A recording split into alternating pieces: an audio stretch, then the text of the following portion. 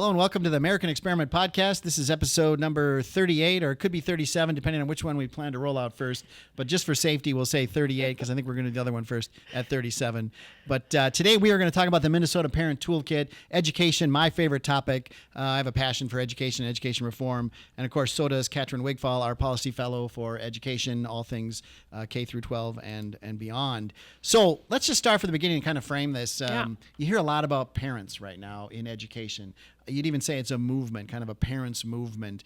It's kind of new. Where do you think it started? And can we just set the stage with the kind of the parents' movement in education right now? Yeah, well, let's just start with COVID-19. I think that's a good place to start because obviously parents are a student's primary educator. So throughout the years, they have been involved in some form their child's education.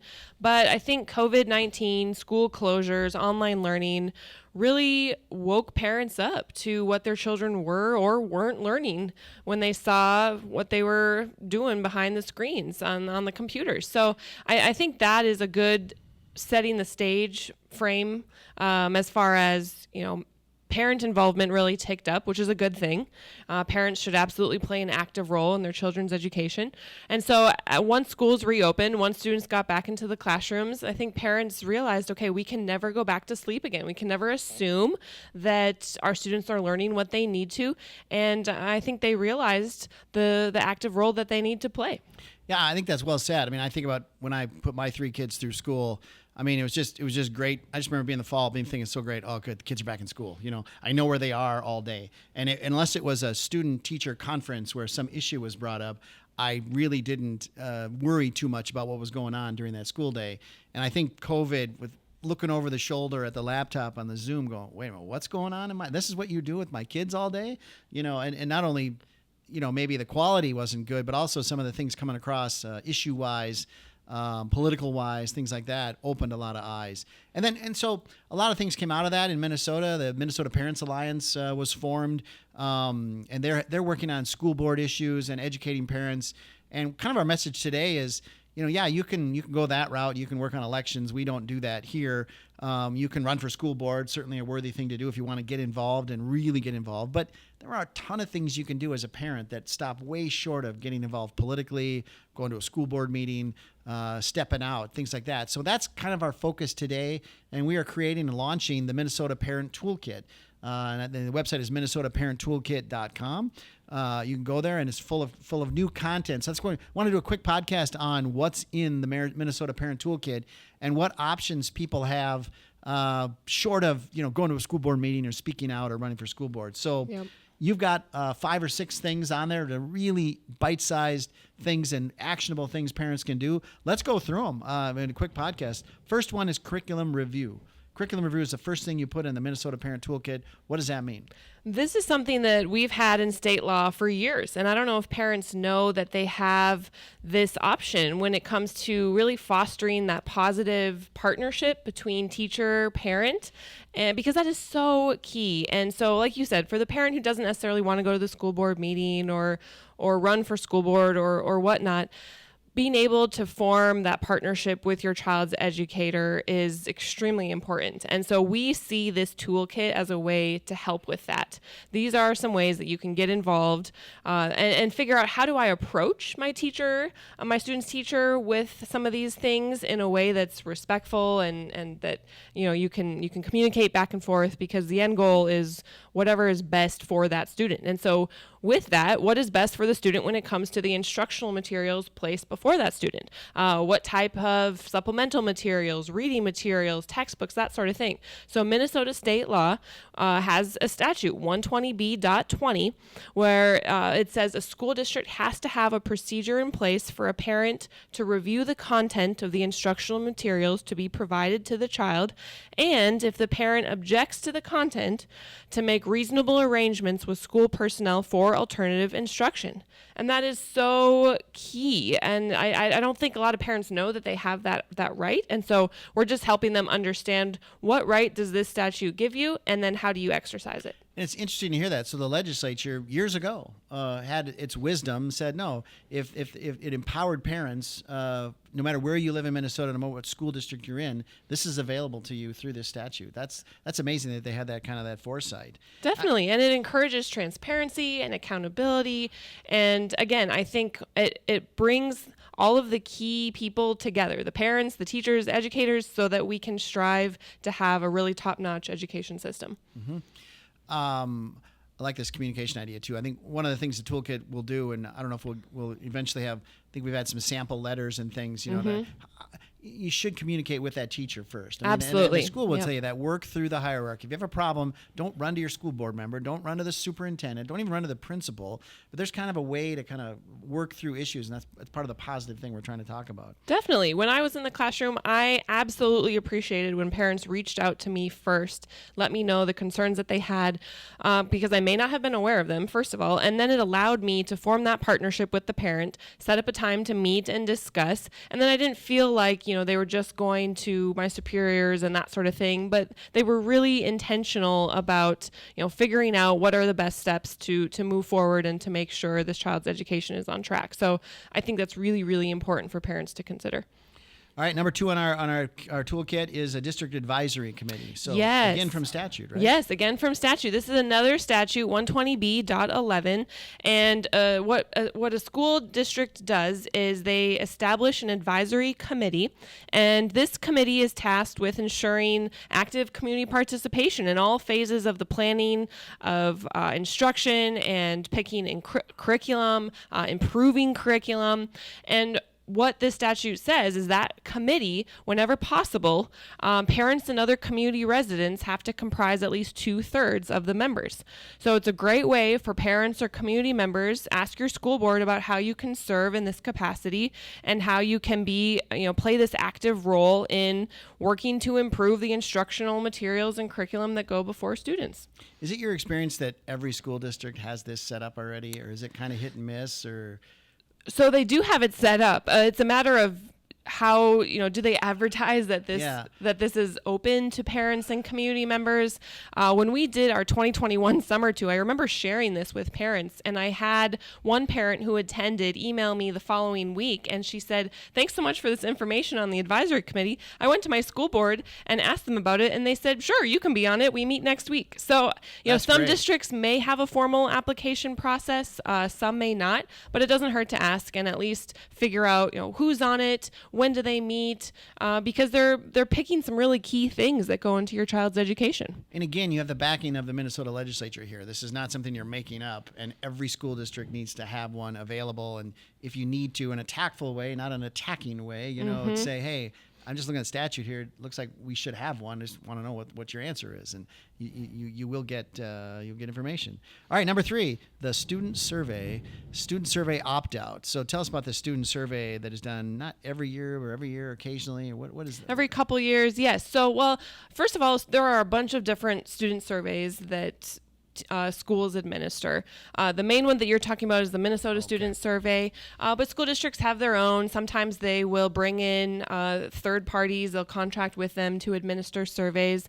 And this is actually a protection under federal law where parents can opt their child out of taking surveys that ask personal, private information. So the federal law is the Protection of Pupil Rights Amendment, and schools that receive federal funding are required by federal law to inform parents of any survey or questionnaire that gathers information in 8 areas that it's considered protected information, and parents have to consent. So, questions about sexual behavior or attitudes, mental problems or challenges, their political beliefs, critical appraisals of people within their family, religious beliefs or practices. And we have even heard from groups like Parents Defending Education that surveys or questionnaires that, have emotional check-ins, or ones that maybe Panorama administers that deal a little bit more with social emotional learning,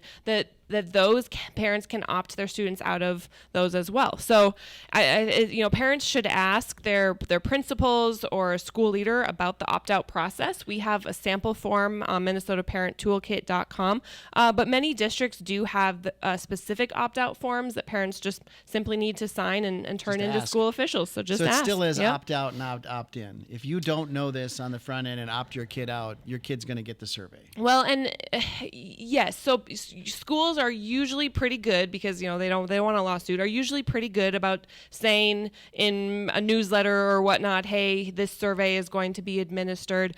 Parents actually have the right to inspect upon request the survey created by an outside entity. So if they're concerned about what this group is asking because they're outside of the school district community, they can review that. They can review any supplemental material that comes with it. So what is the teacher's manual telling teachers to narrate as they administer this survey, and then tell your child to know that they have a right when it comes to this. If a teacher passes out a survey, the child can say in class, no thanks, I don't wish to participate in this in-class survey, questionnaire, or emotional check-in. All right, we now interrupt this podcast for a 1 minute a 1 minute rant by your host on the statewide school survey. And I start this with a story. When I worked for the Plenty administration in 2003, and Tim Pawlenty hired Sherry Yucky to come and be the Commissioner of Education, and she came in and we told her about the student survey, and she questioned the bureaucrats talking to her about the survey, about the validity, the scientific validity of the survey, how is it administered, what are your numbers, and found from her background as a educator and a doctoral educator that this had no scientific credibility to it. It is handed out, and kids fill it out and hand it back in. Some schools participate, some don't. Some participate more. Through the grapevine, you hear that kids treat it as a joke and don't answer honestly. There's no good science in the survey, and so in the Plenty administration, there was no student survey done. The law didn't say they had to, and so she just didn't do it. She didn't think it was valuable.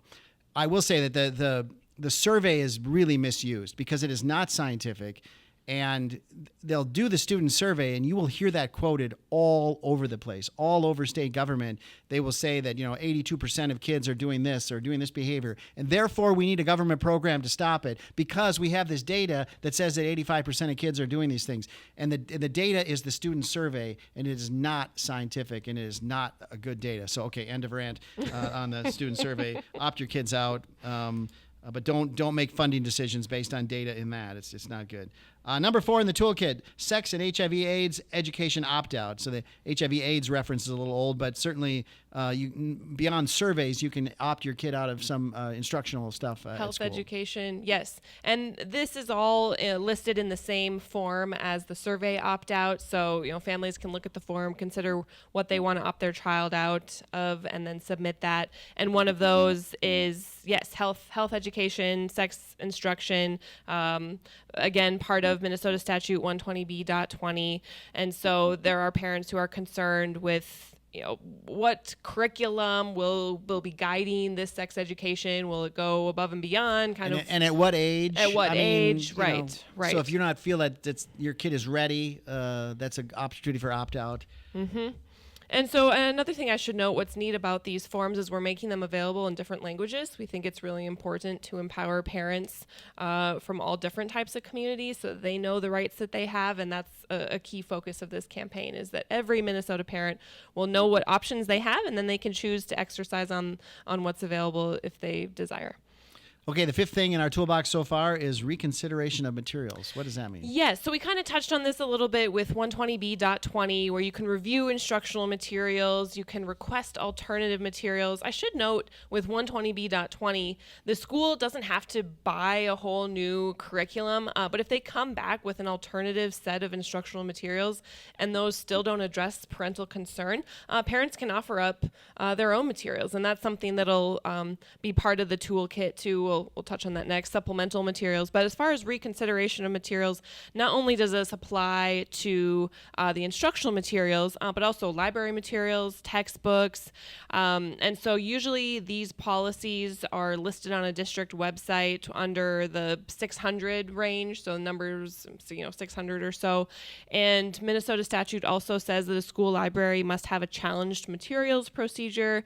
So and this has been in place long before we've had the recent discussion book bans that aren't really right. book bans. Right. That's a whole other podcast. Have we done a podcast? We've done a lot. No, but I will look for my article in the Thinking Minnesota magazine, good. soon to be released on that topic.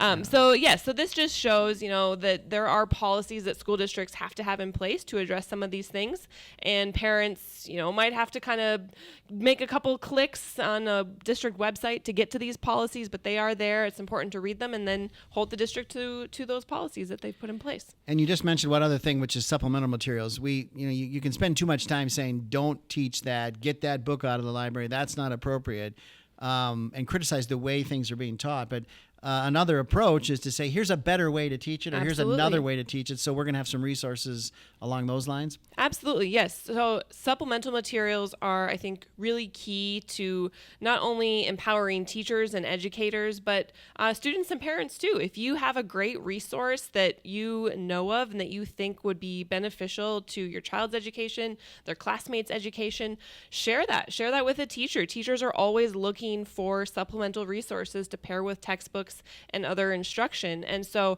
we're going to provide a list of some really great, say history textbooks, history resources, just to help educators know that there are free, excellent resources out there that will allow them to go above and beyond what's required at the state level when it comes to academic standards and benchmarks and that sort of thing. So that students can really get this full and whole view of education in different subject areas.